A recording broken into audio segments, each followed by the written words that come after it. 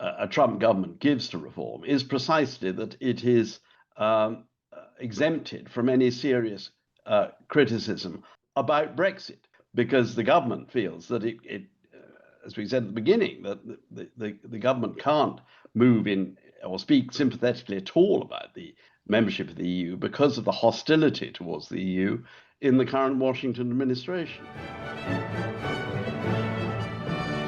Welcome to the latest podcast of the Federal Trust. Today, I'll be discussing with the chair of the Federal Trust, John Stevens, Anglo-American, Anglo-EU relations. And we're going to take as our starting point the, to me, surprising observation of the Europe Minister, the Labour Europe Minister, Nicholas Thomas Simons, that he couldn't believe that in his lifetime, the United Kingdom would rejoin the European Union. We all remember that Keir Starmer said something similar just before the general election, but he, of course, is something like 20 years older than his Europe minister. So it marks a very definite development in the Labour Party as the party of Brexit, one of the parties of Brexit. John, why do you think the minister formulated his ideas in such categorical terms, and why now? Well, I think this is part of a much bigger picture, which is the great fear that now pervades the British government, and also indeed governments on the continent in the EU, towards the US administration and towards President Trump, and confirmed in a way by the form and the necessity of this second unprecedented state visit by President Trump to the United Kingdom. The MAGA movement, the MAGA revolution in America, is profoundly opposed to the EU. And the grip that the United States has over British security, the British economy, particularly at a time of increasing vulnerability, and I'm thinking here about the problems which we have in the gilt market, with our debt levels, with financing that, there is tremendous sensitivity and fear, mounting almost to panic in some respects, about the influence of the US. And therefore, any suggestion that we might be wishing to get closer to the EU at this stage, after the very modest moves that have already been made, that is really something which the British government wishes to avoid. It sounds as if you think that the British government, Keir Starmer's government, which had hoped to have its cake and eat it, to have a good relationship with the European Union and with the USA, has now decided it can't have its cake and eat it, and it's made a decision which is not necessarily a decision that the majority of the British electorate would endorse, of taking the American rather than the European option. Is that correct? Not entirely. I think they have decided that they can't make any more progress in a European direction now, and that they are in a position of unprecedented vulnerability vis-a-vis the United States administration. And this vulnerability, as I say, primarily economic, but it is also, of course, the dimension which affects the EU as well, and which is the reason why the EU negotiating position on trade with Trump was so feeble, actually, in the last analysis. Is the shadow of Ukraine, the shadow of Putin, and the risk of to our security there, and the dependence which remains for the time being for Europe, including the UK, on US nuclear deterrence vis-a-vis Russia. But it does seem to be the case that within the European Union, attempts are being made. I'd be interested to know how valid you think these attempts are, to work towards what they call strategic autonomy. Is that going to work? Is that going to create a different set of calculations for the United Kingdom? Oh, I think it will, yes. I think this moment of weakness for Europe, in the strategic sense, in the military sense, vis-a-vis Russia, is a temporary one, because the European rearmament, which is now underway, is an enormous one. And it does include, although this is not something which is much discussed, a significant nuclear dimension, a tactical nuclear dimension, because that is the gap in our defense capability. The UK and the French in particular have a doomsday deterrence system, but the gap, which only the Americans currently fill, is the fear that Putin would use tactical nuclear weapons against, say, the Baltics or Poland, and that's what is causing the current need to continue to keep the Americans on board in the confrontation over Ukraine. But this will pass, and could pass quite quickly. I think that the strategic independence, certainly from a nuclear point of view, of the EU, of the Europeans, and how precisely it's structured and arranged is, of course, an enormous question. But that is not likely to last very long. 3 or 4 years is what we're looking at. The British position is completely different because our dependence on the United States is, firstly, in our nuclear deterrent, but also, of course, in our economy. And the penetration of US economic interests in our economy is enormous. It's far greater than that of any other European country. We are in a totally different category. And that's even before we consider the whole historical dimension and the unity of language and everything else. But how do you see foresee the next 3 or 4 years working out in the interaction between what you say will be a developing defence identity for the European Union and the United Kingdom? Will the United Kingdom at some point want to switch horses away from the United States towards the EU? Or perhaps the minister is just being realistic when he says that it will be his lifetime before we rejoin the EU? No, I'm not sure about that, but I think it is extremely difficult for Britain to come out from under the dependence that we have in the defense field on the United States, which is to a different degree to that of any other European country. And we're seeing these problems emerge again. Well, just today, when the French have announced that they wish to put a cap on the degree to which the British companies can participate in the European rearmament program that is now underway. How far do you think that there's an impact of this geostrategic dependence on domestic British politics? How far do you think reform are helped by their association with the United States, and particularly with the personality of Trump? Seems to me that that might well be a rather two-edged weapon, because as you know, and as we've seen at the beginning of this state visit, Trump is personally very unpopular in the United Kingdom, and the sort of philosophical approach of MAGA is equally one, with its hostility to the welfare state and the National Health Service, equally one that's uncongenial to wide swathes of British public opinion. Well, this is, I think, the big question. Certainly, reform is about making Britain much more like America in a whole range of ways, including, curiously, immigration, because the effect of Brexit on immigration has been to reduce the number of people from the EU coming and replacing EU citizens essentially with non-EU citizens. And in that sense, making Britain a less European country and one which is much more varied and therefore much more like the United States, which is entirely an immigrant society. But it's the economic dimension which is most important. The backers of reform, both those who are in fossil fuel interests, but also more widely the hedge fund area, the financial area, which fears European regulation, fears the EU, and therefore wishes to be much closer to America. Those are the power behind reform's rise and the funding of reform.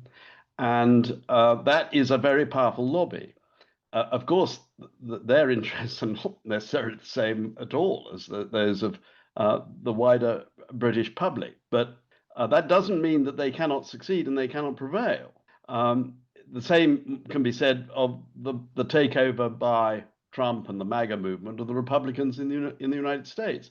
The people who are voting for Trump are actually those who are likely most to suffer from his economic and tax policies. That's the irony of the current situation. And everything, in my view, depends on how the British public view the MAGA revolution, which is now underway in America. If they view that, or if it is possible for that to be presented as a success, as a proof of strong government, as order, of stopping immigration, of defending national identity, or whatever. I mean, these catchphrases that will be thrown out, and which we saw, of course, on the streets of London at the weekend.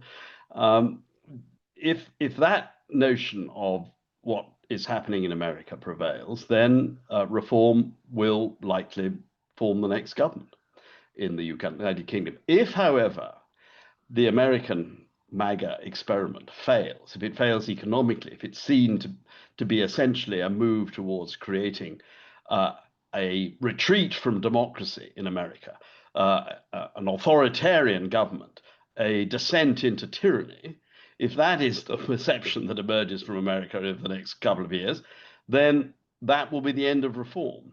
And that's really what this turns on. For the first time for a very, very long time in our history, we are no longer really driven by events that are domestic. We are hugely influenced by what happens now in the United States. Parallel between the United States and the United Kingdom isn't exact in one way, because Donald Trump did win for his presidential candidature, a majority of the people voting. That won't be necessary at all for Reform to be the biggest party or even to have a majority in the next House of Commons. Would you like to speculate about any possibilities that proportional representation from the great majority of people who are likely to be hostile, even in the circumstances you described, to Reform, how will their votes be made to count under the present first past the post system? Well, you're absolutely right. It is very difficult to see Reform commanding more than a third of the votes in the United Kingdom. But that, of course, is quite sufficient under our current system to win a governing majority. And the mismatch between the outcomes that our current electoral system provides and the real votes that have been cast is becoming increasingly grotesque. And that seems to me to be now the central issue in stopping reform, is to bring in a change in the electoral system, which would also, I think, involve a comprehensive reform of Parliament, including the House of Lords. But whether the Labour government has got the courage to undertake that now, it's in a very severe crisis, there's no question of that. That is a different question. That's a different matter. But can you see somebody other than Starmer perhaps using his or her immense parliamentary majority in a more courageous and more constructive way along the lines that you describe, if in the not too distant future Starmer were replaced as leader of the Labour Party and therefore a new Prime Minister entered number 10? I think Starmer could well do it himself, because he is obviously in a very desperate situation now. And that calls for very desperate measures. And there are very powerful arguments in favor of changing the electoral system beyond the obvious fact that the current system is not delivering a democratic result. The foundation of Reform's appeal is that it is a fundamental change. There is a sense out there, very widely in public opinion, that the system in some way has failed. And that is far more important than any of the policies, I think, even immigration, that Reform is currently pushing. This sense of this desire for that the system is broken and needs to be radically reformed. And of course, a change in the electoral system coupled with a complete remaking of the House of Lords and putting it into a democratic format, that would constitute a fundamental reform. Now, whether that would be a sufficient change to allow the Labour Party to take on the mantle of radical change and answering this hunger for change that is the foundation of Reform's appeal, that remains to be seen. But certainly it's got a chance of doing that. If nothing is done, of course, nothing will alter, and Reform is likely to be the victor of the next election. I personally wouldn't go so far as to say likely to be, but certainly in with a very substantial Well, chance. the problem, if I could just come in on that, I mean, one shouldn't underestimate the ability of Farage in the medium term to put people off, both within his own party and in the public more generally. That is true, but the problem which the government faces is not just Reform's position in the opinion polls now, which would be sufficient for them to win an election. Maybe that would fade and they wouldn't be able to secure a majority. But the real problem is that the Conservative Party, as it currently constituted, which is completely drifting and without any sense of direction, would on all plausible scenarios, whatever is left of it after the next election, 40, 50, 60 seats, something like that, which current polling shows, would form a coalition with Reform. That's the problem, and the Ulster Unionists as well. And it's that combination which is dangerous. It's not just the fact that Reform is riding high in the polls and is obviously beginning to attract Conservative MPs. I mean, the Kruger defection. So I think one has to face the fact Factor in that possibility. Is in a very strong position right now, and only, in my view, only electoral reform can be sure of creating circumstances in which such an extremist movement could not command a governing majority on its own. One other thing that the Europe minister said or implied was that the Labour Party might at some stage in the not too distant future be interested in the possibility of seeking to rejoin the single market and or the customs union. Do you think there's any realism in that prospect? No, I don't. I think the only way you can rejoin the customs union and the single market is rejoin the EU as a whole. And the EU is becoming, under the pressures of Trump, under the pressures of Putin and Ukraine, it is becoming a much tighter entity. And the defense dimension will massively enhance that. And that is why you're seeing, for the first time, serious discussions, both in Norway and in Switzerland, of a need to actually outright join the EU, which is a remarkable development, driven principally, in the case of Norway, certainly, by security concerns and by the realization that a NATO without the Americans is essentially an EU institution. And in the case of Switzerland, it's the impact of the Trump tariffs, which has shown the extreme vulnerability of their economy, in financial services, in pharmaceuticals, and in high-end engineering, to pressures of that kind, and that unless they have the security of being fully part of a European market, they are in a very difficult position. It's strange, isn't it, that the one policy, the one event with which Nigel Farage and the people who think like him is specifically associated, namely Brexit, which more and more people are coming to realize has been a flop. That seems to be a taboo area for the Labour government, because the Labour government has renounced any hope of rejoining the European Union. They're stopped from bringing home to Farage and his cronies the damage they've done through Brexit to the United Kingdom. It's a paradoxical situation. Well, that's absolutely right. I mean, the key advantage that a Trump government gives to reform is precisely that it is exempted from any serious criticism about Brexit, because the government feels that it as we said at the beginning, that the government can't move in or speak sympathetically at all about the membership of the EU because of the hostility towards the EU in the current Washington administration. And there is no other force in British politics that seems ready to address that. And the Liberal Democrats seem to be playing with the idea of embracing a hostility towards Trump. And Ed Davey, I see, is not going to the state dinner. But I mean, one needs to do rather more than that. What is going to be a serious challenge to reform?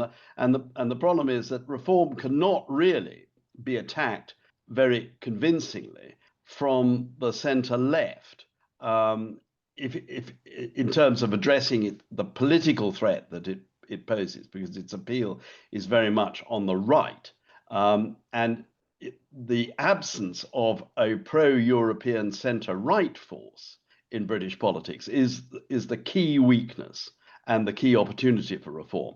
It is the division of the left, and it is the fact that there is no serious anti-Brexit force able to speak out from a centre-right position.